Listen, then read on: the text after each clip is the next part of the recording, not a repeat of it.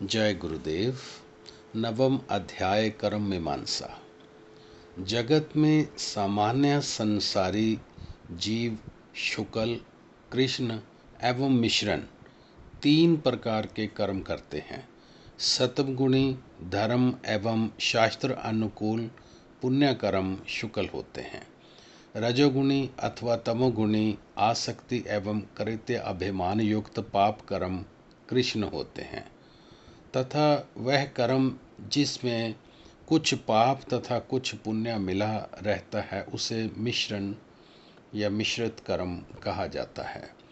इन तीनों प्रकार के कर्मों के वर्गीकरण में जीव के चित्त में कर्मों के फल के प्रति आसक्ति एवं कर्ता भाव का भाव मुख्य कारण होता है। यह सामान्य संसारी जीवों के कर्म करने का ढंग होता है, किंतु योगी आसक्ति एवं कृत्य अभिमान रहित होकर कर्म करता है, इसलिए उसके कर्म ना तो शुक्ल होते हैं और ना ही कृष्ण होते हैं। अर्थात योगी इस प्रकार से कर्म करता है जिससे उसके चित्त में शुभ अथवा अशुभ संस्कार संचित नहीं होते। इसके लिए कर्म के प्रति भावना तथा दृष्टिकोण में अंतर आना आवश्यक है। योगी कर्म में आसक्ति के स्थान पर कर्तव्य का भाव चित्त में उदय करता है। कर्तव्य कर्म के संस्कार संचित नहीं होते। शक्ति जागृत होने पर तथा साधक के अपने अंत एवं बाह्य जगत में सर्वत्र ईश्वरीय शक्ति उपस्थित एवं कार्यरत होने की अनुभूति होने पर जगत के प्रत्येक घटनाक्रम का उत्तरदायित्व शक्ति पर चला जाता है। साधक को ऐसा प्रत्यक्ष अनुभव होता है कि उसका कृत्य अभिमान गलित होने लग गया है तथा वह मात्र निमित्त बनकर रह गया है। वास्तव में जगत में प्रत्येक क्रिया के पीछे ईश्वरीय शक्ति ही कारण होती है। ऐसे साधक का अपने कर्मों के प्रति मन के अनुकूल अथवा प्रतिकूल फल का भाव समाप्त हो जाता है। देखने में तो ऐसा योगी सामान्य संसारी जीवों की भांति ही कर्म करता है, किंतु उसका चित्त संतुलित एवं कर्म फल से अप्रभावित रहता है। परिणामित जिस चित्त में संस्कार संचय होना बंद हो जाता है, यद्यपि योगी शुभ कर्मों के अनुष्ठान में प्रवृत्त रहता है, तथापि उन कर्मों में उसकी फलाशक्ति नहीं होने के कारण वह कर्म शुक्ल कर्म नहीं होते तथा योगी कृष्ण कर्म करता ही नहीं, इसलिए उसके चित्त में संस्कार संचित नहीं होते। इस प्रकार योगी तो संस्कार संचय से रहित हो जाता है, किंतु संसारी जीव जो कि शुभ अशुभ कर्म करते उनका फल मन के अनुकूल प्राप्त करने की इच्छा करते तथा तत्काल सुखी दुखी होते हैं एवं परिणामित अपने चित्त में शुभ अशुभ संस्कारों का संचय करते हैं, उन्हीं की वासना का विवरण इस प्रकार है। अर्थात शुक्ल कृष्ण एवं मिश्रित कर्मों के करने एवं उनके संस्कार संचय करने वाले संसारी जीवों के फल के अनुसार ही उनके चित्त में वासना उदय होती है।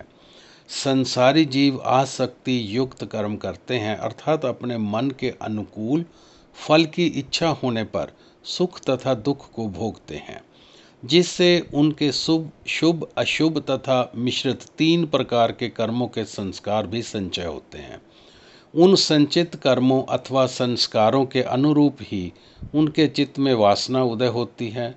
पुण्य शुक्ल संस्कारों के चित्त में उदय होने पर अशुभ वासना एवं पुण्य पाप मिश्रित शुक्ल कृष्ण संस्कारों के उदय होने पर शुभ अशुभ वासना उदय होती है।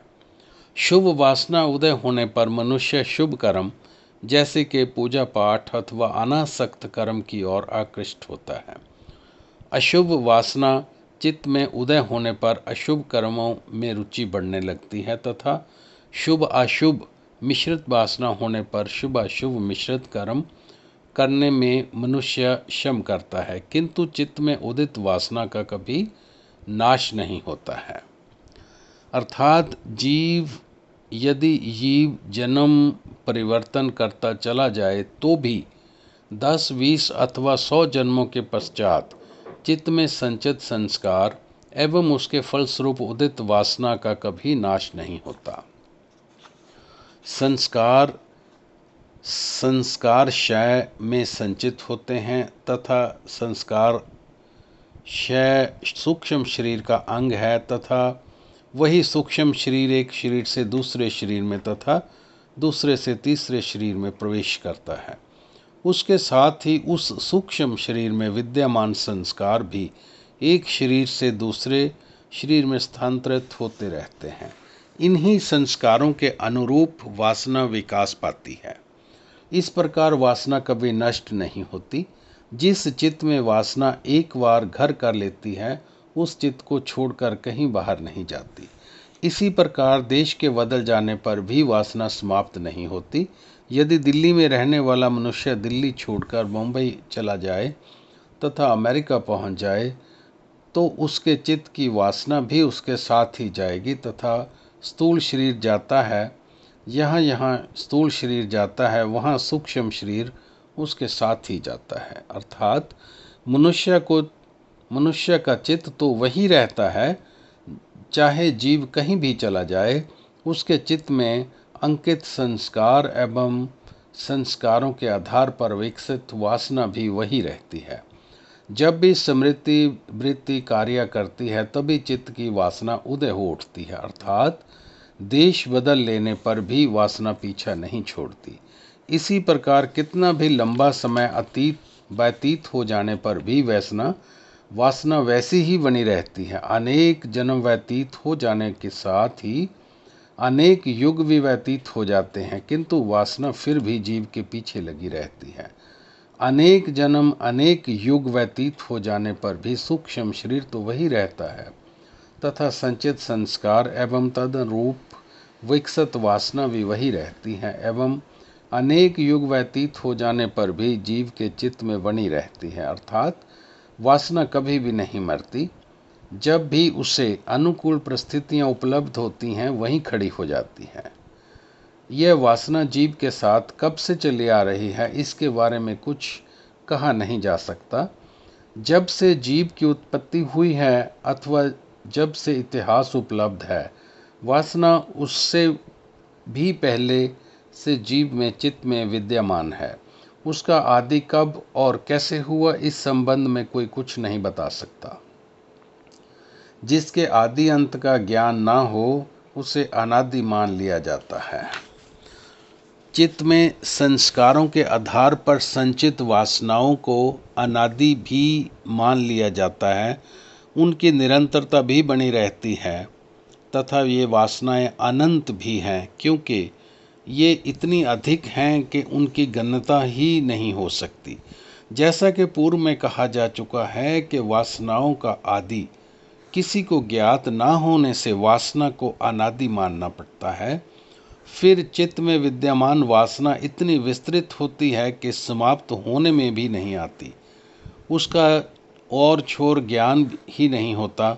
वासना के इस अनंत स्वरूप का पता इस बात से लगता है कि जीव के चित्त में स्वभावत ही सदैव जीवित रहने की इच्छा बनी रहती है, क्योंकि वह जगत में सुखों को भोगने की वासना मन में संचित किए होता है।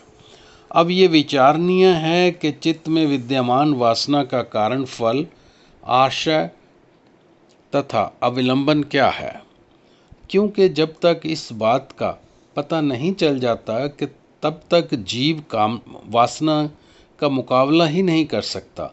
वासना का सामना करने के लिए वासना को उसके आश्रय से निकालना, उसका अवलंबन छीन लेना, उसका कारण दूर करना तथा उसका फल संतुलित स्थिति में भोग कर उसे समाप्त करना आवश्यक होता है। योग दर्शन के अनुसार वासना अनादि है, उसका अंत भी नहीं है। अंत उसका होता है जिसका आदि होता है। अतः वासना का सर्वथा अभाव नहीं हो सकता। फिर भी साधक इस बात के लिए अवश्य ही प्रयत्नशील रह सकता है कि उसके आध्यात्मिक उत्थान के मार्ग में चित्त में विद्यमान वासना अवरोध न हो। जगत के संपर्क में आने पर वासना अंकुरित ना हो एवं चित्त पर पड़े माया के आवरण को घनीभूत करने का कारण भी न बने। यदि किसी प्रकार वासना का ऐसा स्वरूप विकसित हो जाए तो भले ही वासना चित्त में पड़ी रहे, उससे साधक को किसी भी प्रकार का कोई अंतर नहीं पड़ता। किंतु जब वासना बढ़ती चली जाती है, यहाँ तक कि वासना के कारण साधक का जीना कठिन हो जाता है एवं जगत में दुख का कारण बन जाता है, जैसा कि योग दर्शन के दूसरे पाद में कहा जा चुका है, वासना संस्कार अथवा क्लेश प्रसुप्त तनु विच्छिन्न तथा उधारचार अवस्थाओं में रहती हैं। यदि वासना को साधना द्वारा इतना तनु कर दिया जाए कि उसकी उदार होने की क्षमता समाप्त हो जाए तो उसे वासनाक्षय कहा जाता है। जय गुरुदेव।